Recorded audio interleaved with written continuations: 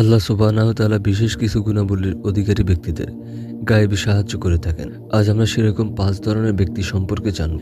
১ নম্বর হচ্ছে মুত্তাকি বা পরেজগার, যারা আল্লাহকে ভয় করে এবং তাকওয়া অবলম্বন করে। তাদের জন্য আল্লাহর সাহায্যের দরজা সব সময় খুলে থাকে। আল্লাহ বলেন, যে ব্যক্তি তাকওয়া অবলম্বন করে আল্লাহ তার জন্য উত্তরণের পথ তৈরি করে দেন এবং এমন উৎসাহ থেকে রিজিক দেন যা সে কল্পনাও করতে পারে না। ২ নম্বর হচ্ছে ধৈর্যশীল ব্যক্তি।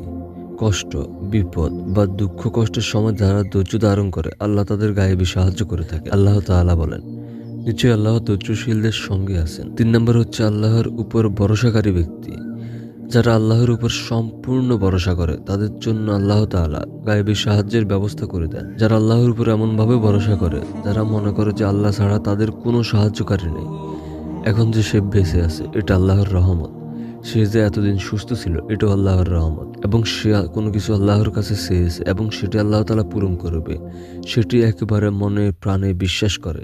এক বিন্দুও সন্দেহ না রেখে যদি আল্লাহর কাছে সাহায্য চাওয়া হয়, আল্লাহ সে চাওয়াকে কখনো ফিরিয়ে দেন না। যারা আল্লাহর উপর পূর্ণ ভরসা করে তাদের জন্য তিনি সাহায্যের ব্যবস্থা করে দেন।